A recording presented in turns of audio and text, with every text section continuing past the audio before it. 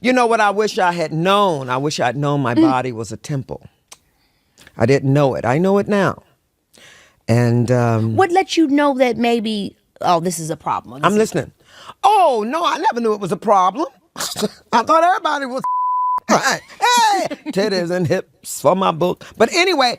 Gentlemen, what you are about to watch is not a hit piece. It's not an attack. It's a case study. A real life, fully documented, proudly self-reported case study of what happens when a woman spends 6 decades living by the rules the culture told her were empowering, and then sits down at 69 years old and starts doing the math. You can't run. I said that on the Breakfast Club. I tried to run. Her name is Jenifer Lewis, mother of Black Hollywood. 250 television episodes, 60 films, Broadway, Disney, 2 memoirs, 4 engagements, 0 marriages, and 63 men. She said it herself. Let's get into it. Ain't that a man?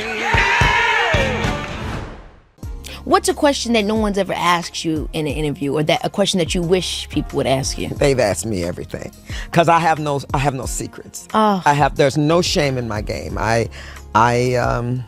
I talk about everything in my memoir, The Mother Black Hollywood, everything from my addictions to molestations, abortions, childhood abuse. There's no shame in my game. Yeah, bitch, it happened. You know, I slept with 63 men. Now, that was fabulous. But oh, my gosh, give me some of that. Yeah, no, you don't want that. Damn, she kept track of the body count. This is a flex, like the Predator.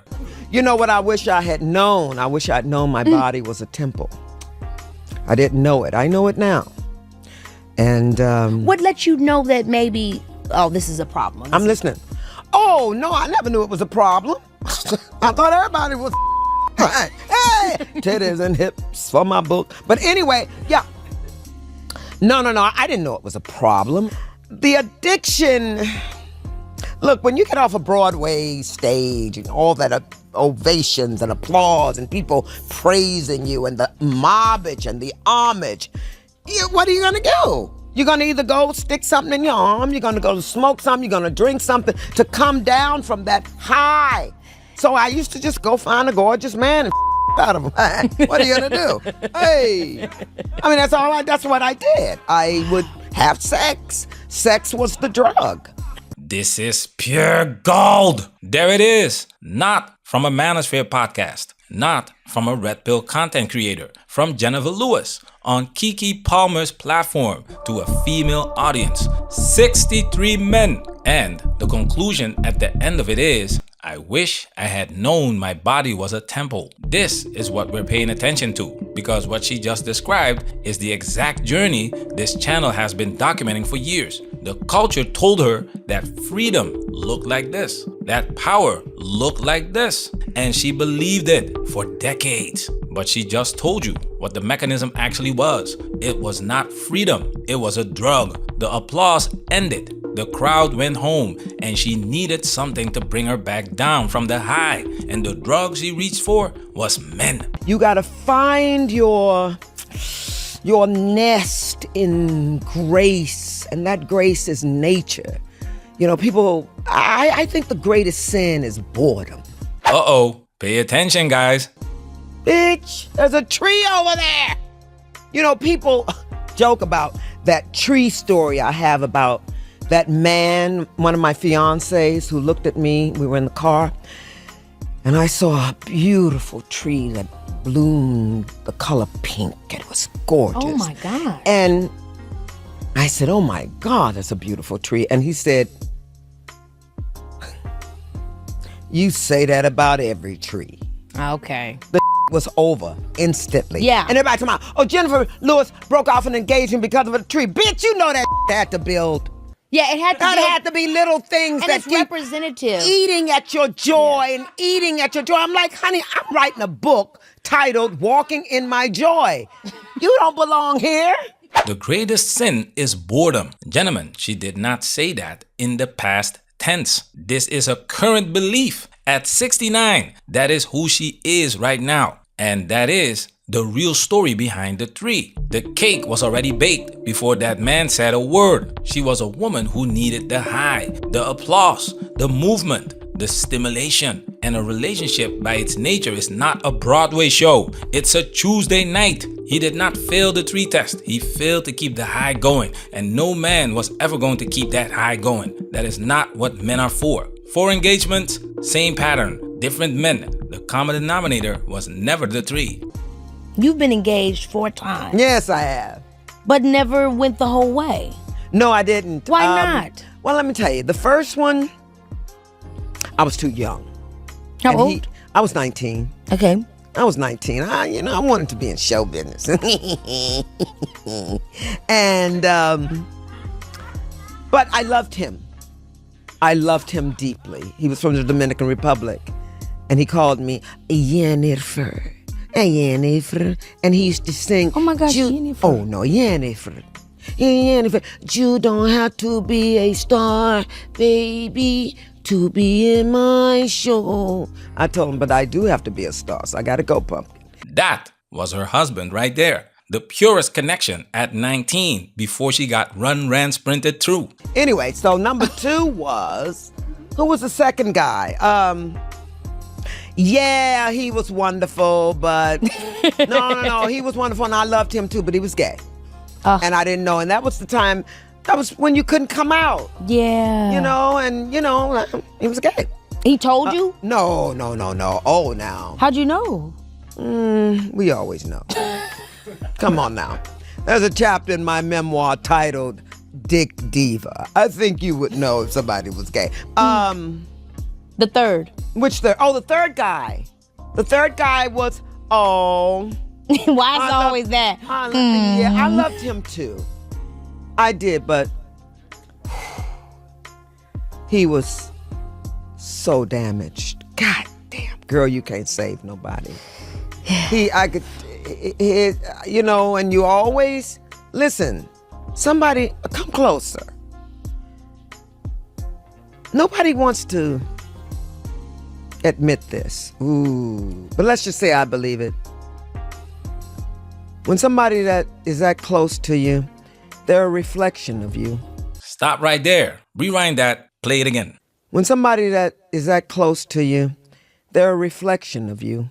The mirror. We talk about this all the time on this channel. When women go online and talk about their embarrassing boyfriends, their toxic exes, their emotionally unavailable partners, they are describing a reflection. The person you choose is always telling you something about yourself. Jenifer Lewis at 69 can finally see that. At 29, she was breaking off engagements over trees. And here is what is important. Oh, yeah. So don't do too much finger pointing and blaming. Yeah. You chose that and you figure out why you're there with it and why you can't leave it. Don't blame nobody else though. So I pretty much chose myself in all 4 of them. I pretty much chose myself in all 4 of them. That is the most honest line in the entire interview. 4 engagements, 4 exits, and every single time, the choice was herself over the relationship. That is not 4 coincidences. That is a pattern, and she names it, but then she softens it. And I love it on the internet when they hear me talk about that. They go, oh, well, something must be wrong with her. Well, something was.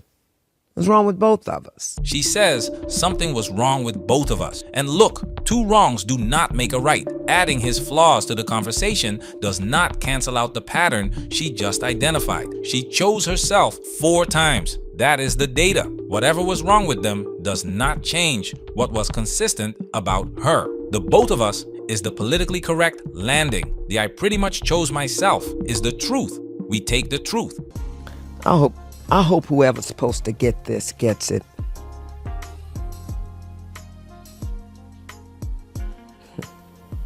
And I'm going to say it like this because I ain't going to go all deep and ignorant. I used to be me.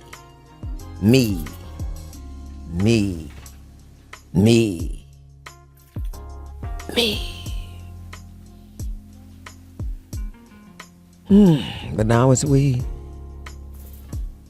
Now it's us. Honey, you gotta see yourself in that other person. You can't change nobody. You can't.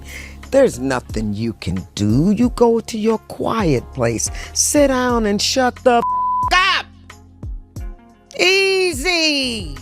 Yes, shut up. When men say this, they get called misogynists. When the manosphere says this, we get called toxic. But Jenifer Lewis and Vivica A. Fox are sitting on mainstream platforms telling you the same thing we've been saying for many years. Two women, two legendary careers, two lives that had everything the culture told them to want, and they both arrived at the exact same conclusion. I used to be me, but now it's we. You cannot get to we if you never learned to be quiet long enough to let someone in. And the culture made sure these women stayed loud, stay independent, stay unbothered, keep running, and they did all the way to this moment right here. And you be careful with all that judging on the internet. And a little thing I want to say since I got the mic. You want to know who you are? Read your comments. You go read them little nasty things you put on the internet about other people. That's deep. Whatever you talking about, that's who you are. Ooh, So be very careful with that buzz. that's a read. It's a word, honey. Y'all call it a word. Y'all call it bars.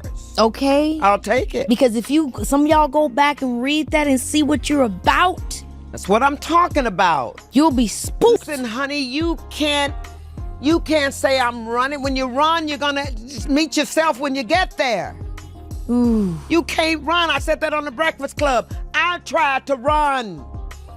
And I said this, I got money to run. But you meet yourself when you get there. This is what the independent woman narrative never tells you. The freedom to leave is not the same as the freedom to grow. You can leave every relationship you have ever been in and still be in the exact same place internally. Jenifer Lewis met herself every time. And here is where it gets deeper, because the question is not just why she kept running. The question is what the culture handed her to run toward. What identity was waiting for her at every stop? What role was already written for her before she even auditioned? We have to be clear about who is sitting in this chair. Jenifer Lewis has appeared in over 250 television episodes and more than 60 films. Broadway, Disney, voiceover royalty, 2 best-selling memoirs, decades of activism. She's played everybody's mama, everybody's auntie, everybody's matriarch, and somehow still managed to be the loudest and most honest person in the room. They call her the mother of Black Hollywood. And that's not a title you win. That's a title you earn. Everybody's mama, everybody's auntie, everybody's matriarch. That is not just a career summary, gentlemen. That is a casting brief. Hollywood looked at Jenifer Lewis and said, we know exactly what to do with you. The strong Black mother, the loud one, the one with the wisdom and the one-liners and the no-nonsense energy. The one who holds everybody else together while her own story stays off screen. Yeah, you did. We were all out there, too. We were all out there doing everything. I was so excited to be in show business, and there was no job I wouldn't take. You know, you guys have a choice. We had to take the jobs that were offered. There wasn't a lot going around. She said it herself. There was no choice. You took what was offered. And what was offered was the stereotype, the matriarch, the mother of everyone else's story. And here is the connection nobody is making. The same industry that cast her as everybody's mother on screen, the unshakable, loud, independent Black woman who needs nobody, is the same industry that handed her the independence narrative off screen. Hollywood gave her the strong woman role in front of the camera. The culture gave her the strong woman identity behind it. And somewhere between the two, she never got to just be a woman who was loved quietly by one man who appreciated trees. The stereotype and the outcome are not separate. They are the same script, on screen and off. She played the matriarch for decades. She never got to be the bride. If you want the rose, you got to go through the thorns. Grow up and navigate those thorns. Life is hard. And once you realize that, you'll be better for it. Grow up.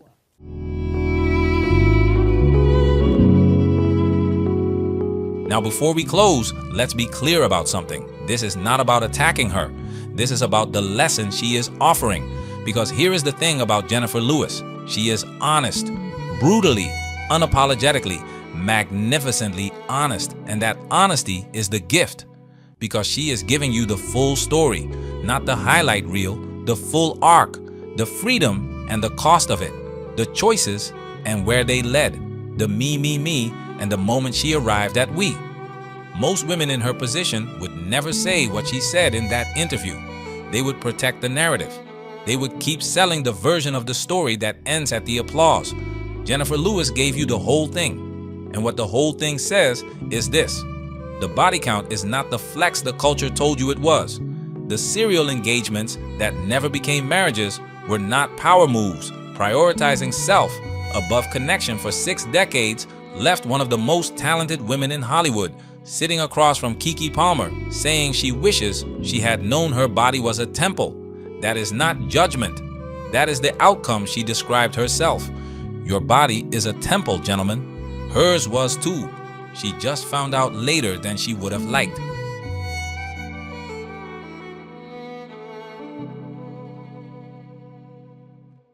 Listen to all, follow none. Steady treated, we get tricked.